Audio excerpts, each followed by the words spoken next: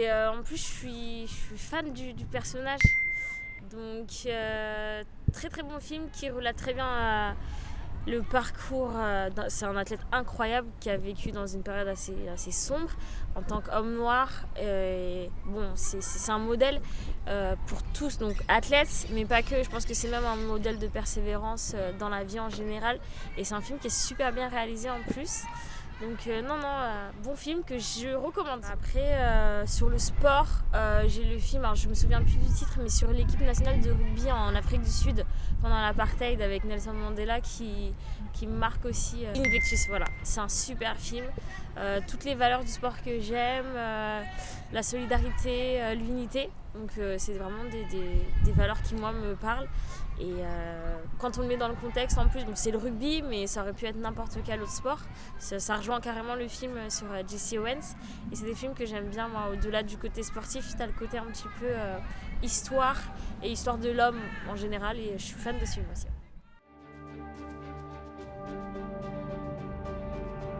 Triple saut, assez classique, triple 3 sauts. Voilà, après, ça c'est une façon un peu générale d'expliquer. En fait, on a une course d'élan comme un saut en longueur.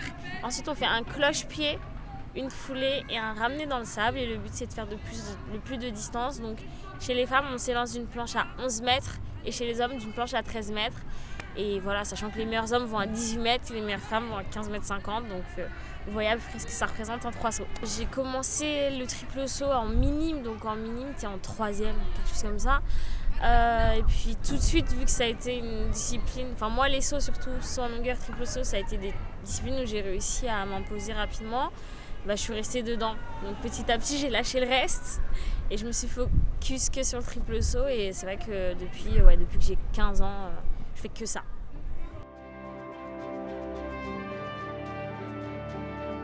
C'est une fierté de toute façon de faire des compétitions toujours internationales, représenter son pays. Moi j'ai eu la chance de faire les premiers Jeux Olympiques de la jeunesse par exemple, c'était à Singapour. En plus j'étais porte-drapeau de l'équipe de France, donc cool. J'ai fait des championnats du monde, des championnats d'Europe, beaucoup de championnats de France. Mais c'est ça aussi la force de l'athlète, c'est que c'est une discipline universelle, donc tu voyages beaucoup, tu rencontres des gens qui viennent du monde entier. Différentes cultures, différentes approches même de la discipline. Et ça, c'est quelque chose que j'affectionne particulièrement. Ouais.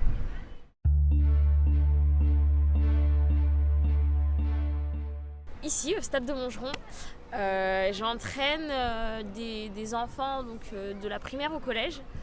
Et ça se passe super bien, ça fait plusieurs années que je le fais, j'aime beaucoup le faire. Parce que j'ai un bon contact avec les enfants et surtout je pense qu'on en apprend bien, on en apprend sur soi-même et on en apprend aussi sur le sport en général parce que quand tu dois faire passer des consignes à des enfants, tu peux pas utiliser des mots trop techniques donc tu es obligé d'adapter un petit peu le discours et au fur et à mesure je pense que tu progresses en tant que coach mais aussi en tant qu'athlète et en tant qu'humain parce que de toute façon avec les enfants ils ont une psychologie différente, des approches différentes. Franchement, ça aussi, c'est une super expérience qui me sert même en dehors de la piste, quoi. On essaie de leur donner des bases, les bases de tout sport, en fait, en athlète, c'est de la vitesse, la résistance, endurance et un peu de force.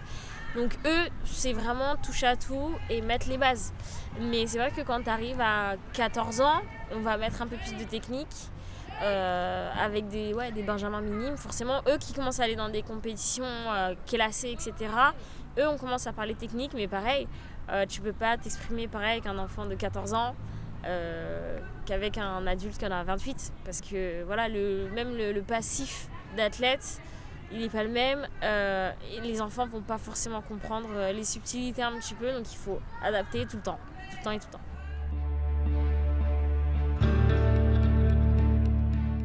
C'est mon activité principale, mais moi j'ai jamais arrêté mes études, donc moi j'ai un master 2 en droit.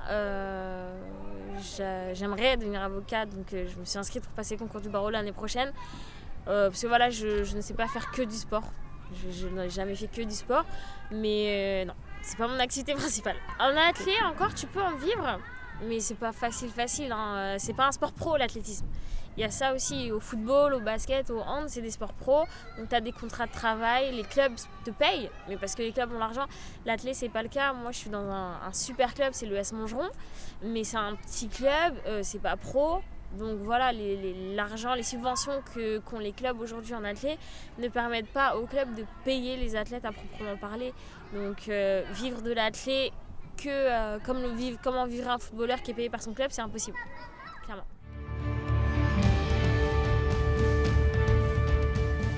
Pas du tout. Moi, je suis une expatriée. Je suis arrivée ici autour de 2015. Parce que moi, je suis de la province. Je viens de Chartres. J'ai fait de l'athlé à Dreux. Et en fait, je suis venue m'entraîner pas loin d'ici avec un coach pas loin dans le 77. Et le coach avec lequel je m'entraînais avait des liens étroits parce qu'il a été licencié ici. Donc il m'a mis en contact avec Anne et le feeling a été tout de suite très très bon. Et je ne regrette pas du tout. Je suis très très à l'aise ici. C'est certes un petit club, mais comme elle le disait, c'est une ambiance très famille. Moi, j'entraîne les enfants. Les enfants, je les vois grandir. Je connais bien les coachs. J'ai une relation, je pense, même privilégiée avec la présidente où tu peux t'entretenir avec elle, très accessible. Et c'est une échelle, moi, qui me convient. C'est un club à taille humaine, à échelle humaine. Et c'est très très important parce que dans le sport de haut niveau, c'est aussi ça, tu as aussi de la compétition et puis on peut très bien te laisser de côté et quand tu es mis de côté par le club, c'est compliqué. Mais moi ici, j'ai toujours eu du soutien, donc je suis très très satisfaite et très contente d'être ici.